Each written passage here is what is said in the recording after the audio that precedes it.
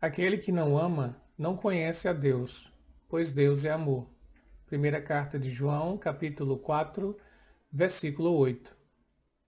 Trazendo reflexões para esse projeto Árvore do Evangelho, a gente encontra na carta de João Evangelista uma definição sobre Deus.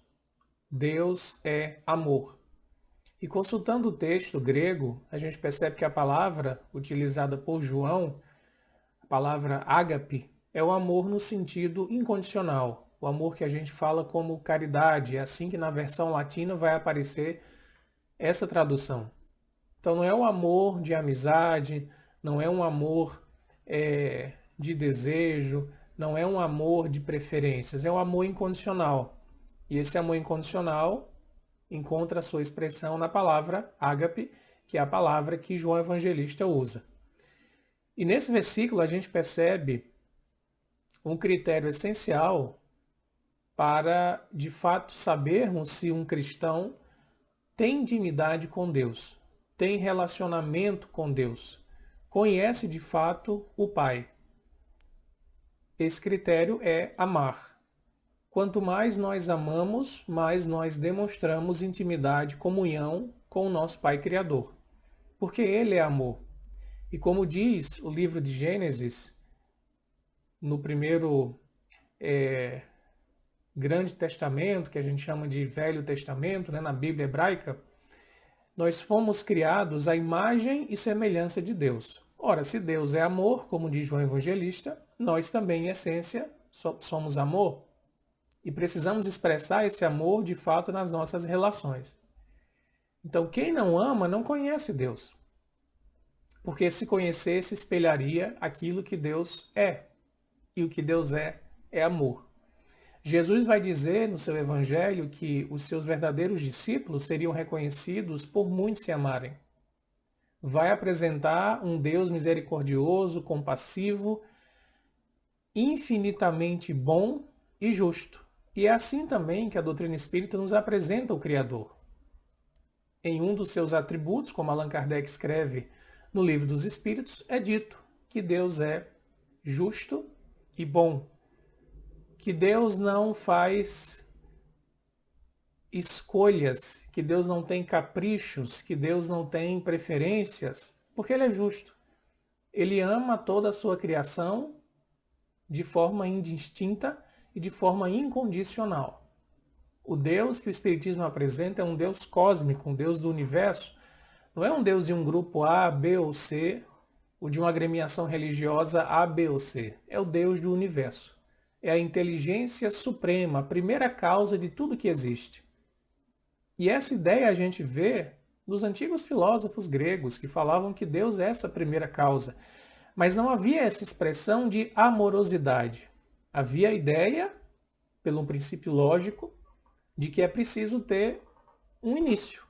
E esse início tem que ser eterno, está fora da relação espaço-temporal.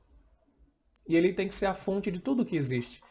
Mas os atributos desse princípio, muitas vezes, eram condicionados a meros aspectos racionais. E a gente percebe isso em Aristóteles, por exemplo. Quando João Evangelista escreve que Deus é amor, ele caracteriza muito bem que tipo de ser divino ele está apresentando ao mundo. É o Pai que Jesus tanto falava. E Jesus tinha uma relação tão íntima com Deus, era uma relação tão amorosa, poderíamos dizer, tão cheia de afeto espiritual, que Jesus não chama Deus de Pai propriamente falando, ele chama Deus de Papai. No aramaico, Abba é o sentido mais carinhoso e mais íntimo da criança, do filho, que se dirige amorosamente a seu pai. E era assim que Jesus se referia a Deus. Então não é aquele ser que nos pune, não é aquele ser que rigidamente estabeleceu apenas leis no universo e foi tirar férias e deixa que as leis hajam para manter a harmonia do universo. É um ser que cuida, é um ser que é providência, é um ser que está dentro da própria criação, porque não faria nenhum sentido Deus criar fora do próprio ser dele, porque ele preenche todas as coisas, como diz Paulo de Tarso. nós vivemos, nos movemos e existimos nele, e por isso ele conhece cada detalhe da sua criação e cuida de cada detalhe, da mais ínfima criatura, da bactéria, do inseto, até os anjos, os arcanjos, há a ação de Deus providencial, essa ação amorosa que nós buscamos refletir. Então, essa visão de um Deus de amor é uma visão que marca a história da humanidade por causa do testemunho de Jesus. Outros grandes pensadores, profetas, além daqueles da Grécia que nós citamos, já tinham aparecido no mundo e falado que o ser divino é um ser de amor. Mas nenhum deles deu um testemunho desse amor como Jesus deu, a ponto de sacrificar a sua própria vida para que o ensinamento fosse transmitido na sua coerência, na sua integridade. Jesus não se trai, ele se mantém fiel ao ensinamento divino a despeito das circunstâncias humanas que o levaram à crucificação. Então, o testemunho do Cristo, que demonstra de fato que conhecia Deus porque amou muito, é o maior testemunho de amor que a gente tem na história da humanidade. Então, se perguntássemos assim, Deus era conhecido por Jesus? Ou Jesus conhecia Deus? Sim. Porque Jesus ama, e ama nesse aspecto do amor incondicional. O próprio Cristo vai dizer, quem me vê, vê o Pai, eu e o Pai somos um. Porque o amor já jorrava do coração espiritual do Cristo, vindo da fonte eterna, infinita, que é Deus. Então nós ainda não conhecemos de fato Deus. Quando a gente diz que Deus é a inteligência suprema, é a causa originária de todas as coisas, a gente está logicamente afirmando algo que não tem como ser de outro modo, não há efeito sem causa. Isso não é conhecer Deus, isso é atestar que ele existe. Dizer que Deus existe não é tão difícil, basta observar a natureza e ver o encadeamento, a periodicidade, os padrões geométricos matemáticos que existem no universo. Porque atribuir tudo isso ao acaso seria dar muita inteligência ao acaso, muita intencionalidade ao acaso. A obra do universo é grandiosa demais para ser fruto de algo que não tem uma vontade, na falta de outra palavra, que não tem uma inteligência, que não tem uma visão de um design inteligente, como muitos vão dizer. Isso a gente consegue afirmar. Mas dizer que nós conhecemos a Deus, aí é preciso ter algo que vai além da razão. Jesus fala no Sermão do Monte que os puros de coração verão a Deus. Nós somos puros de coração? Ainda não. Ainda não. Carregamos muitas mazelas. E coração aqui simboliza não só o aspecto do sentimento, da emoção. Simboliza tudo aquilo que é da natureza espiritual. Nós não temos o nosso espírito cristalino para refletir a imagem do Criador. Nós temos ainda muitas camadas de ego, de interesse pessoal, de orgulho, de vaidade que projetam sombra sobre esse eu divino, sobre a nossa essência. Então, conhecer Deus é um processo de amar. E quanto mais a gente ama, mais a gente se aproxima de Deus, porque mais a gente se purifica.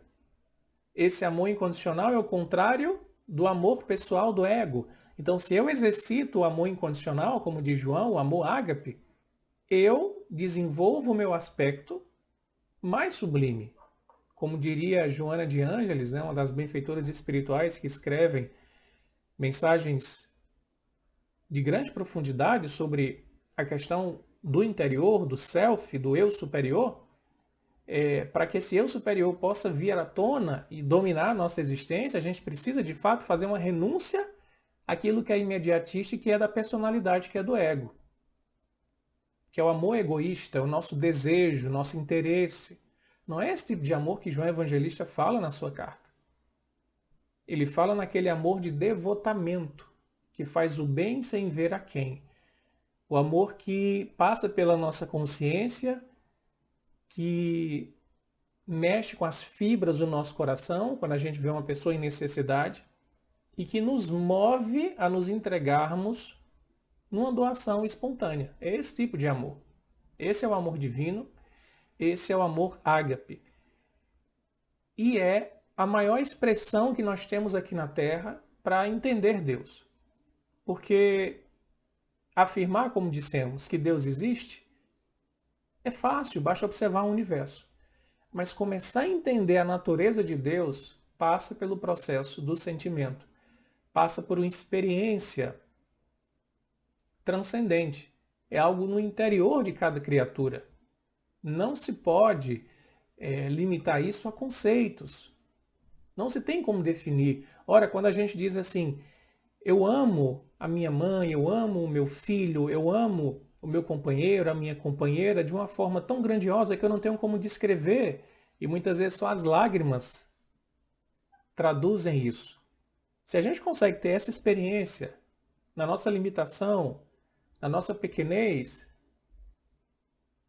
imaginemos então a experiência de amor divino. Como traduzir isso em palavras? Não tem como traduzir. A gente vê a ação do amor. Por isso que João diz: quem não ama não conhece a Deus, porque Deus é amor. Oxalá consigamos fazer esse caminho em busca do ser humano novo, ou do homem novo, como diz Paulo, que deixa seu Cristo interior vir à tona e sobrepujar os interesses imediatistas do ego. Que possamos, de fato, viver a experiência do amor para nos aproximarmos de Deus e assim termos a plenitude da nossa vida integrada no Criador através do maior exemplo de amor que veio à Terra, que foi o Cristo.